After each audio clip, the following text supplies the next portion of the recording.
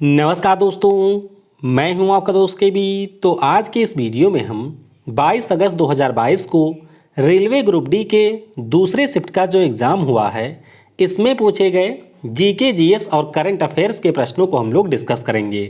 तो पूरा वीडियो बहुत ही ध्यान से देखिएगा।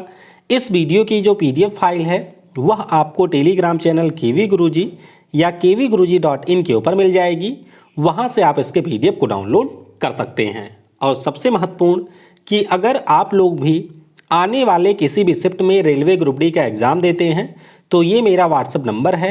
आप इस नंबर के ऊपर अपने सारे प्रश्नों को मेरे साथ में शेयर कर सकते हैं। तो चलिए अब इस वीडियो की हम शुरुआत करते हैं। तो देखिए, दूसरे शिफ्ट में एक प्रश्न पूछा गया था कि भारत सरकार के द्वारा किसकी जयंती को पराक्रम दिवस के रूप में मनाए जाने की घोषणा की गई है। तो ये प्रश्न पहले भी कई एग्जाम में आ चुका है। आपको ध्यान रखना है कि जो हमारे नेताजी सुभाष चंद्र बोस हैं, जिनका जन्म 23 जनवरी 1897 को उड़ीसा के कटक में हुआ था, उन्हीं की जयंती को भारत सरकार के द्वारा पराक्रम दिवस के रूप में मनाए जाने की घोषणा की गई है। अगला प्रश्न पूछा गया कि अंडर 19 क्रिकेट विश्व कप में भारत ने किस देश को हरा करके खिताब जीता है। आपको ये पता होना चाहिए कि इस साल का जो अंडर 19 क्रिकेट विश्व कप है, इसका आयोजन किया गया था वेस्ट इंडीज़ में। कहाँ पर हुआ था? वेस्ट इंडीज़ में इसका आयोजन हुआ था।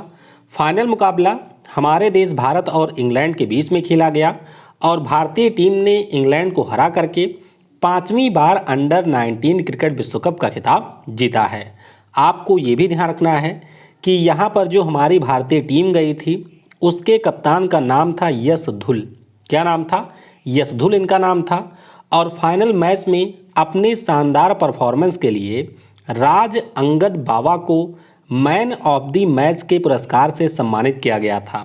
वहीं पर अगर हम लोग प्लेयर ऑफ द टूर्नामेंट की बात करते हैं तो दक्षिण अफ्रीका के जो डेवाल्ड ब्रेविस हैं, इन्होंने पूरे टूर्नामेंट में सबसे अधिक रन बनाया था और इसीलिए इनको प्लेयर ऑफ द सीरीज के पुरस्कार से सम्मानित किया गया।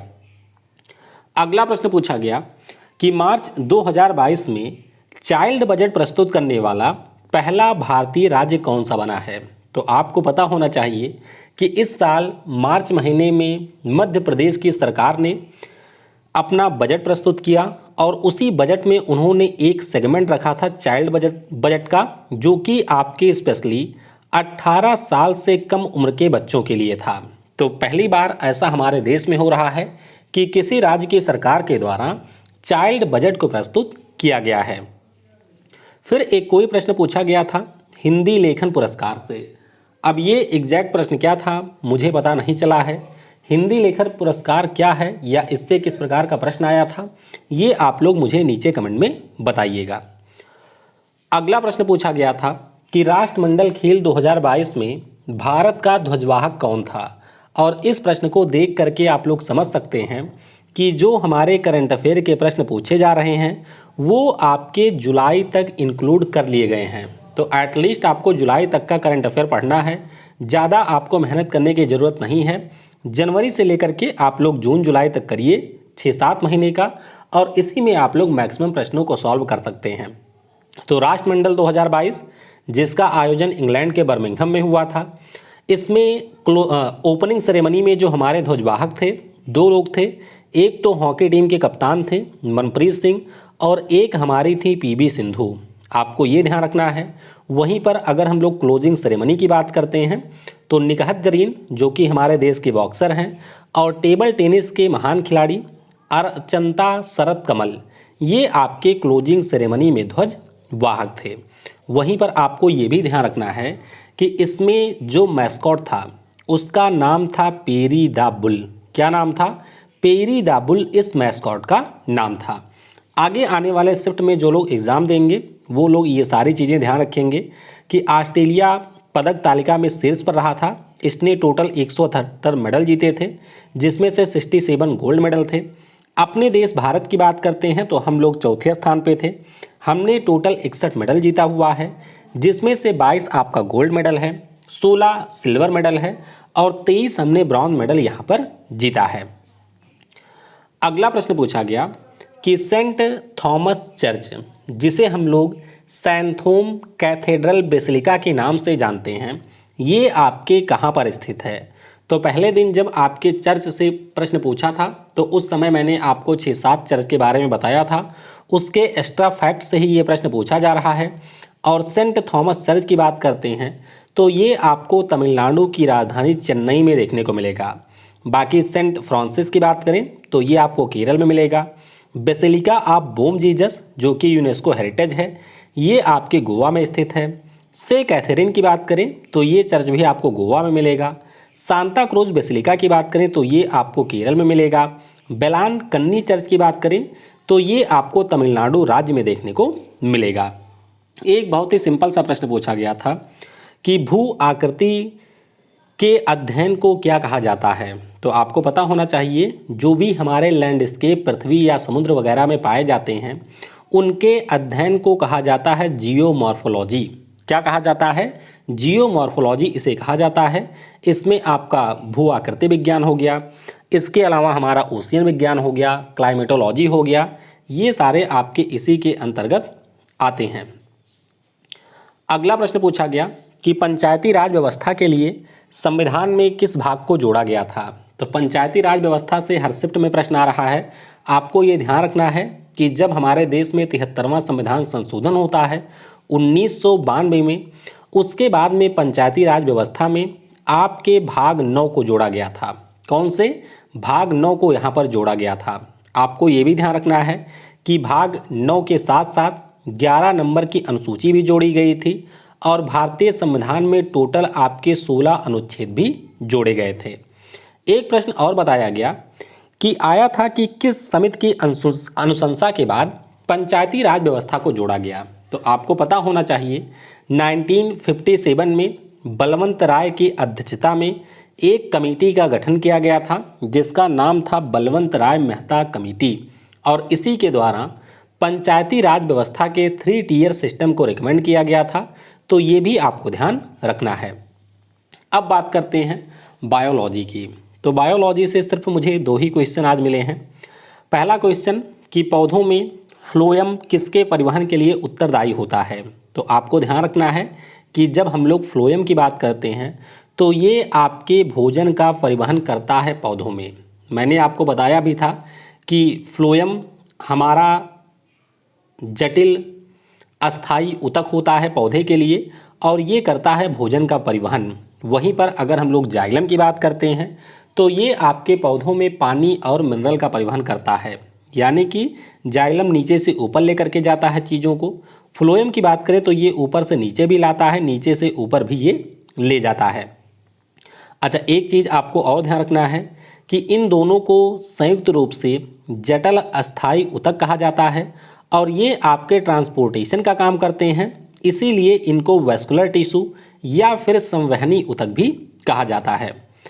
अगला प्रश्न पूछा गया कि स्लाइडन और स्वान का जो कोशिका सिद्धांत है वो किसके ऊपर लागू नहीं होता है? देखिए, ये जो कोशिका सिद्धांत है इन दोनों के द्वारा 1839 में दिया गया था और उस समय इन्होंने एक पुस्तक लिखी थी जिसका नाम था द सेल। और इस पुस्तक में इन्होंने बताया था कि जितने भी हमारे लिविंग ऑर्गेनिज्म होते हैं वे सारे कोशिकाओं से मिलकर के बने होते हैं, लेकिन इनका जो ये सिद्धांत है वह वायरस के ऊपर लागू नहीं होता है, क्योंकि आप सभी को पता होना चाहिए कि वायरस आपका लिविंग थिंग नहीं है। इसे लिविंग और नॉन लिविंग के बीच की एक कड़ी के रूप में माना जाता है और इसीलिए इनका ये जो कोशिका सिद्धांत है ये कवक, बैक्टीरिया, इन सभी पर लागू होता है, लेकिन वायरस यानी कि विषाणु के ऊपर ये लागू नहीं होता है। फिजिक्स की बात करते हैं तो फिजिक्स से मुझे कोई प्रश्न नहीं मिला है। अगर आप में से किसी को पता है तो व्हाट्सएप पे मेरे साथ शेयर करिएगा, जिससे मैं प्रश्नों को आपके लिए पीडीएफ में शामिल करके दे दूंगा। केमिस्ट्री की बात करें तो केमिस्ट्री से भी एक ही प्रश्न मिला है कि बोरान, कार्बन, फ्लोरीन और सोडियम को बढ़ते संयोजकता में व्यवस्थित करना था, यानी कि इनकी संयोजकता के ऊपर कोई प्रश्न पूछा गया था। तो अगर हम लोग बात करते हैं बोरॉन की तो आपको पता होना चाहिए इसका एटॉमिक नंबर 5 होता है। जब हम लोग इसका इलेक्ट्रॉनिक कॉन्फ़िगरेशन करेंगे तो ये आपका 2,3 हो जाएगा। और अगर हम लोग इसके वैलेंसी की बात करते हैं तो वो आपको 3 देखने को मिलेगा। क्यों?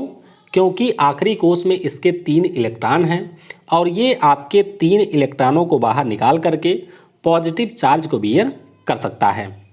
फिर अगर हम लोग कार्बन की बात करें तो इसका एटॉमिक नंबर 6 होता है। अगर हम लोग इसके संयोजकता की बात करें तो ये 4 हो जाएगा, क्योंकि इसके आखिरी कोष में आपको 4 इलेक्ट्रॉन मिलेंगे।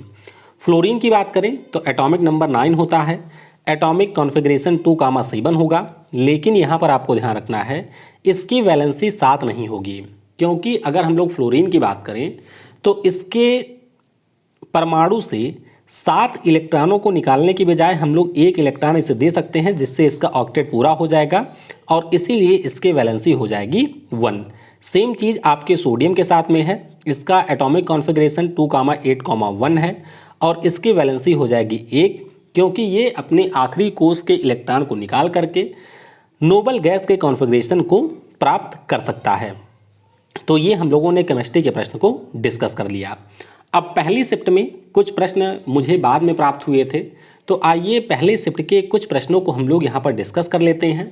हालांकि जो आपको पीडीएफ मिलेगी उस पीडीएफ में आपको उसी पार्टिकुलर शिफ्ट के प्रश्न देखने को मिलेंगे। तो पहली शिफ्ट में एक प्रश्न आया था कि वर्ष 2022 में world athletics race walking team championship का आयोजन कहाँ पर किया गया।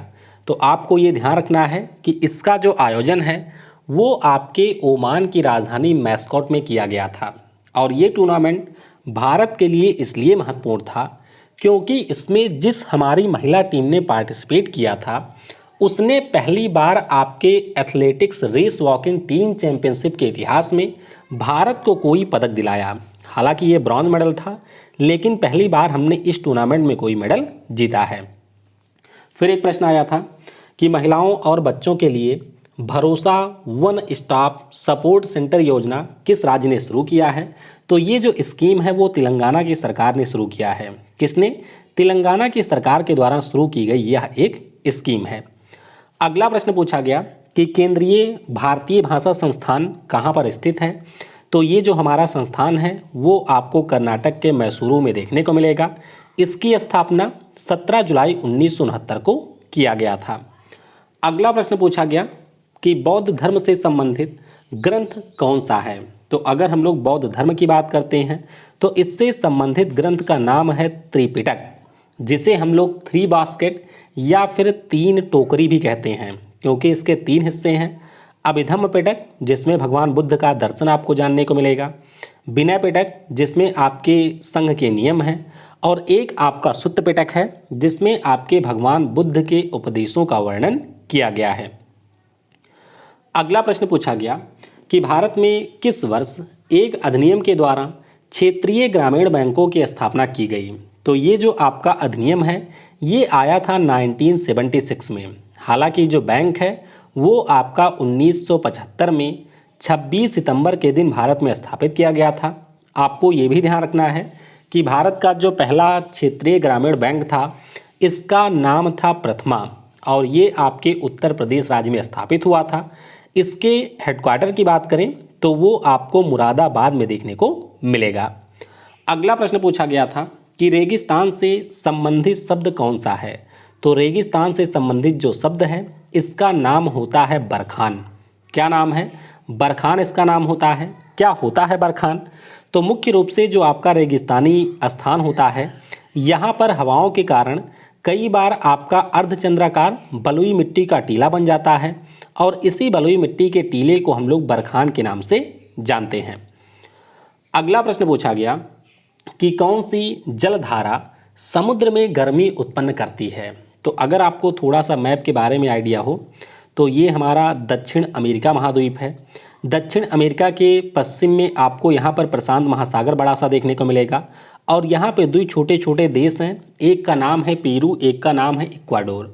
तो क्या होता है कि लगभग 3, 4 या 5 सालों के अंतराल पर यहाँ का जो तट है वो आपका असामान्य रूप से गर्म होता है, यानी कि यहाँ पर जो पानी है वो असामान्य तौर पर गर्म होता है और इससे आपके पूरे दुनिया की जलवायु प्रभावित होती है। तो इसका नाम क्या है? इसका नाम होता है एल नीनो। क्या कहते हैं इसे? एल नीनो की जलधारा इसे हम लोग कहते हैं। एल नीनो का मतलब होता है छोटा बच्चा, ये आपको ध्यान रखना है। तो ये आपके प्रशांत महासागर में पेरू के तट पर उत्पन्न होने वाली गर्म जलधारा है।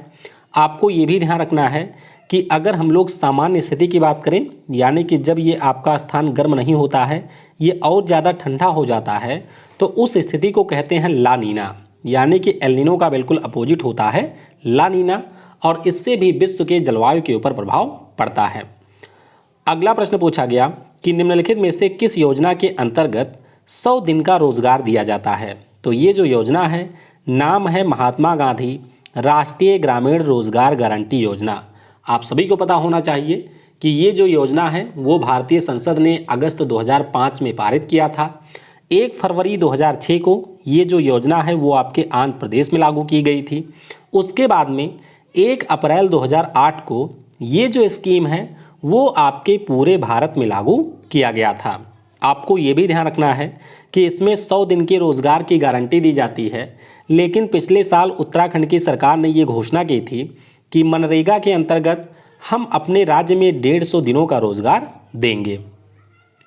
अगला प्रश्न पूछा गया कि एक ही क्षेत्र पर सरकार के 2 स्तरों का नियंत्रण सरकार की किस प्रणाली से होता है। 2 स्तरों का नियंत्रण यानी कि केंद्र सरकार और राज्य सरकार, इन दोनों की बात की जा रही है, और इसी को हम लोग कहते हैं संघवाद, यानी कि जो फेडरलिज्म होता है वो आपका यही सरकार की एक प्रणाली होती है जिसमें एक ही क्षेत्र पर 2 सरकारों का नियंत्रण होता है। अगला प्रश्न पूछा गया कि मध्य प्रदेश में परंपरागत वर्षा जल संग्रहण की विधि को क्या कहा जाता है। अब देखिए, जल संग्रहण की विधि अगर पूछा गया होगा एग्जैक्ट, तो उसका उत्तर तो मुझे नहीं मिला है, लेकिन मध्य प्रदेश में एक आपके ट्रेडिशनल सिंचाई की पद्धति है और इस पद्धति को हम लोग पॉट विधि के नाम से जानते हैं। तो ये जो पॉट विधि है वो मध्य प्रदेश के झाबुआ ज़िले में भिताड़ा गांव में डेवलप किया गया है और ये आपके सिंचाई का एक यूनिक तरीका है। तो क्या प्रश्न था वो आप लोग कमेंट में बताइएगा। तो इस प्रकार से हम लोगों ने दूसरी शिफ्ट में जो भी प्रश्न मुझे प्राप्त हुए थे उन सारे प्रश्नों को डिस्कस कर लिया है। इसके अलावा आपको जो भी प्रश्न याद हैं वो आप लोग मुझे व्हाट्सएप पर बता सकते हैं, जिससे इसकी जो PDF मैं अपलोड करूं उसमें उन सारे प्रश्नों को इंक्लूड किया जाए। Thanks for watching. जय हिंद, जय भारत।